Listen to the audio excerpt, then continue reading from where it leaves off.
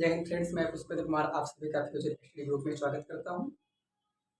आज हम एक विशेष बात करेंगे जिस पे हम देखा है जैसे यूपीएससी का एग्ज़ाम हुआ है, उनमें से एक सवाल आया था और इसी तरह आगामी जो परीक्षाएं हैं उनके लिए चाहे वनडे हो या यूपीएससी, इनमें भी आने की प्रबल संभावना है। इस प्रकार से हम इस छोटी सी टॉपिक पर बात करेंगे जो बहुत ही इम्पॉर्टेंट है और आप लोग इसे ध्यानपूर्वक समझने की कोशिश करेंगे ताकि एग्जाम में अगर आए तो ये सवाल आपसे छूट ना सके। ठीक है, तो आइए देखते हैं क्या है। एक नाम है पोखरा एयरपोर्ट। क्या नाम है? पोखरा एयरपोर्ट। ये पोखरा एयरपोर्ट क्या है? तो पोखरा एयरपोर्ट ये क्यों चर्चा में अभी हाल ही में, और इसे आगामी परीक्षाओं में आने की संभावनाएं क्यों हैं? तो देखते हैं। पोखरा एयरपोर्ट की हम बात कर लेते हैं। ये पोखरा एयरपोर्ट आपका नेपाल में पड़ता है। नेपाल में आप जैसे देखेंगे तो आप जानते हैं ये भारत है। भारत के तीन तरफ से नेपाल घिरा हुआ है। जैसे देखते हैं ये नेपाल, नेपाल को देखेंगे तो इस प्रकार से तीन तरफ से घिरा हुआ है। किससे? भारत से। और यहाँ पर एक इंटरनेशनल एयरपोर्ट है। कहाँ पर? नेपाल में।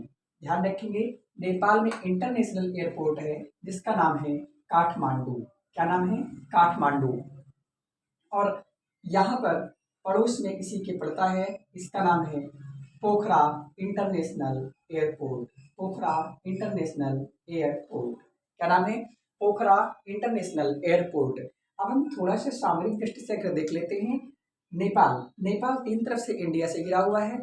क्या नेपाल इंडिया के बिना कोई काम कर सकता है? शायद नहीं। क्यों? क्योंकि नेपाल के इस पार इंडिया है और नेपाल के उस पार अर्थात ये नेपाल है, इसके इस तरफ माउंट एवरेस्ट अर्थात हिमालय का विस्तार है और इस पार इंडिया है। लेकिन इस पे आप जानते हैं जो हिमालयी क्षेत्र होते हैं उनकी तलहटी में एक बहुत ही खूबसूरत नज़ारा देखने को मिलता है। ठीक उसी प्रकार से नेपाल एक बहुत ही खूबसूरत, यानी प्राकृतिक दृष्टि से देखा जाए तो बहुत ही महत्वपूर्ण और बहुत ही बेहतर देश है, जो 1904 में पृथ्वी नारायण शाह के नेतृत्व में भारत से अलग हुआ था। ठीक है, तो यहाँ पर ये पोखरा एयरपोर्ट, यहाँ पर यहाँ के लोगों ने थोड़ा सा इसका इतिहास जान लेते हैं। यहाँ के लोगों ने 1971 में, कब? 1971 में पोखरा के निवासियों ने यहाँ पर अपनी सरकार से एक एयरपोर्ट की मांग की थी। इस प्रकार से कहा गया था कि एयरपोर्ट यहाँ बन जाएगा तो यहाँ से टूरिज्म एक विकसित हो जाएगा, और जब टूरिज्म विकसित हो जाएगा तो आप समझ सकते हैं नेपाल की और आमदनी बढ़ जाएगी। इसके चलते यहाँ पर एयरपोर्ट बनाने के लिए, आप जानते हैं एयरपोर्ट बनाने के लिए कोई छोटा काम तो होता नहीं है, तो इसके लिए विदेशी कंपनी को आमंत्रित किया गया था, जिनमें से अंततः एक नेपाली विदेशी कंपनी ने इसका टेंडर लिया था। लेकिन जल्द ही 1971 के समय भी आप समझ सकते हैं भारत में क्या चल रहा है। उसी समय जल्द ही वहां पर जो समस्त नेपाल में माओवादी गुट का प्रसार हो चुका था। किसका? ध्यान रखेंगे, माओवादी। ये माओवादी क्या होते हैं? तो माओवादी की बात हम फिर कभी किसी क्लास में करेंगे। इतना आप जानिए, ये एक ऐसा संगठन था जो पूरी तरह से नेपाल में अस्थिरता फैला रखी थी। और ये कब हुआ था तो इसमें फिर से हम कहीं बात कर लेंगे। बाकी एक पिछली क्लास में वीडियो बन चुकी है, उसमें शार्ट फॉर्म में, लेकिन इसको पूरी तरह से फिर से देखेंगे। तो ये माओवादी गुट का यहाँ पर ऐसा प्रसार था कि इसने पूरी तरह से अस्थिरता फैला रखी, जिसके कारण यहाँ की जो नेपाली कंपनी थी एयरपोर्ट बनाने के लिए आई थी वो छोड़कर चली गई, और इस प्रकार से ये काम समाप्त हो गया। लेकिन जल्द ही धीरे धीरे आगे बढ़ते हुए जैसे समय बीतता गया, ऐसे ही उसी तरह 2006 में पुनः इसकी मांग उठती है और 2011 में इसकी डीलिंग के लिए बात की जाती है। लेकिन इसके थोड़े ही समय के बाद आप देखेंगे 2011 जब आता है तो 2011 में इस एयरपोर्ट को बनाने के लिए फाइनल डीलिंग की जाती है। इसके पहले 9 में भी कोशिश की गई लेकिन असफल रही। इस प्रकार 2011 में फाइनल डीलिंग होती है किससे? चाइना से, यानी चाइना की कंपनी से फाइनल डीलिंग होती है, क्योंकि जो है जापान की कंपनी तो आई नहीं, क्योंकि एक बार चली गई तो कैसे, है ना। तो इसके इस पार क्या है? हिमालय के उस पार चाइना है। कौन है? चाइना। चाइना आता है और उससे इनसे नेपाल से शर्त रखता है कि हम तुम्हारे यहाँ इंटरनेशनल एयरपोर्ट बनाएंगे तो, लेकिन उसके लिए मेरे पास शर्त है। तो बताया कौन सी शर्त है? तो उस शर्त के लिए उसने कहा कि हमारे यहाँ से जो लोन देंगे वो हम देंगे, ठीक है। नेपाल को मानना पड़ा और कहा कि लोन तो देंगे, उसके साथ साथ यहाँ पर जो कंस्ट्रक्शन के लिए वस्तुएं अर्थात जो खरीदी जाएगी माल, वो सब भारतीय नहीं या फिर अन्य कोई नहीं, बल्कि ये सभी चाइनीज होंगे और यहाँ पर काम करने वाले भी चाइनीज होंगे और ये टेंडर भी चाइनीज कंपनी को ही मिलेगा, ठीक है। तो ये नेपाल की सरकार के द्वारा मान लिया जाता है और उस समय जो इसको बनाने के लिए 185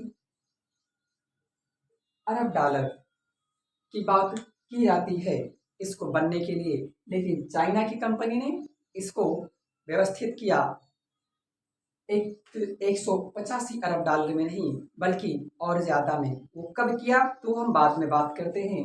आइए इतिहास में मैंने बात कर ली, इस पे थोड़ा सा जानकारी कर लेते हैं। देखिए पोखरा एयरपोर्ट ये क्यों चर्चा में है? तो पोखरा एयरपोर्ट अभी आप जानते हैं उसी समय पहले 1 जनवरी 2023 को इसका उद्घाटन हुआ। कब उद्घाटन हुआ? 1 जनवरी 2023 को इसका उद्घाटन हुआ। और इसको बनाया किसने? तो पोखरा एयरपोर्ट को चाइना की कंपनी, जैसा कि अभी मैंने बता दिया, चीन की कंपनी ने 1765 करोड़ का लोन दिया। किसने का? 1765 करोड़ डॉलर का लोन दिया। और इसको बनना कितने में था? 185 करोड़ डॉलर में, लेकिन दिया कितना गया? 1700, यानी 1765 करोड़ रुपए का यहाँ पर क्या दिया गया? लोन दिया गया, जिसके चलते इसको बनाया गया। और बना करके जब तैयार किया गया, यहाँ पर आप जानते हैं इसे इंटरनेशनल एयरपोर्ट बनाया गया। किसके द्वारा? चाइना के द्वारा। और चाइना के द्वारा बनाया गया तो यहाँ पर कोई भी फ्लाइट लैंडिंग नहीं हो रही थी, अर्थात उतर ही नहीं रही थी। एक बार यहाँ पर इसकी इंटरनेशनल फ्लाइट उतरी भी 1 जनवरी 2023 को। उसका नाम था येती एयरलाइंस का जो है विमान था, वह क्या हो गया था? दुर्घटनाग्रस्त हो गया था। क्या हो गया? यह दुर्घटनाग्रस्त हो गया था, जिनमें आप जानते हैं लगभग 300 लोग मारे गए थे। और यही एग्जाम में यूपीएससी में सवाल पूछा गया था कि अभी हाल ही में जो नेपाल में घटना घटित हुई थी, वह प्लेन अर्थात वह विमान किस एयरलाइंस का था? तो याद रखेंगे येती एयरलाइंस का। तो वैसे ही ये पोखरा एयरपोर्ट बनकर के तैयार हुआ। बनाया किसने? चीन ने बनाया। और ये चीन ने बनाया तो कैसे? बनाते समय इसने बताया था कि बेल्ट एंड रोड इनिशिएटिव के तहत इसको बनाया गया, जिसे हम शॉर्ट फॉर्म में BRI कहते हैं, बेल्ट रोड इनिशिएटिव। ये क्या है इस पे फिर कभी बात कर लेंगे, लेकिन शॉर्ट फॉर्म में इतना जान लीजिए कि ये चीन का एक ऐसा प्लान है जिसके द्वारा एशिया, अफ्रीका, यूरोप, इन सभी को कॉन्टिनेंट को चीन स्वयं से कनेक्ट करना चाहता है, चाहे वो एयरलाइन हो या फिर रोडवे हो या फिर रेलवे हो, किसी न किसी माध्यम से, जिसकी वजह से चीन का सामान अपने देश से निकलकर अफ्रीका, यूरोप और एशिया के समस्त देशों में क्या हो सके? डिवाइड या फिर वितरित हो सके। इसके लिए ये BRI प्रोजेक्ट का कार्य संचालन किया है, जिसकी शुरुआत इसने 2013 में की थी, ठीक है।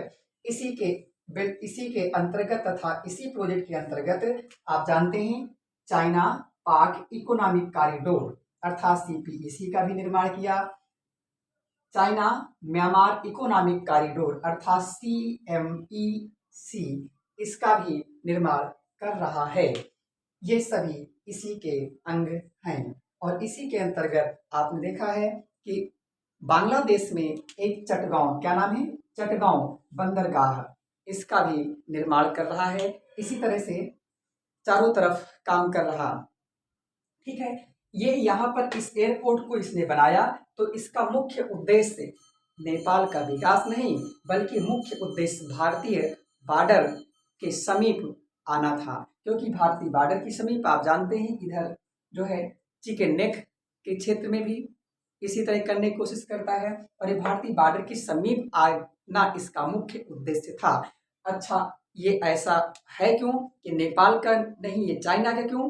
क्योंकि इसने 1765 करोड़ जो है करोड़ डॉलर का जो इसने दिया है लोन, इसके लिए 20 साल का समय है नेपाल के पास कि इसको ये चाइना को दे दे, अर्थात वापस कर दे कर्ज, जिनमें से आप जानते हैं ये 2017 में, अंततः 2017 में तत्कालीन नेपाल की सरकार, उनका नाम था केपी शर्मा ओली, उनके द्वारा सिग्नेचर किए गए थे और बेल्ट इन इनिशिएटिव पर हस्ताक्षर भी किए गए थे, ठीक है।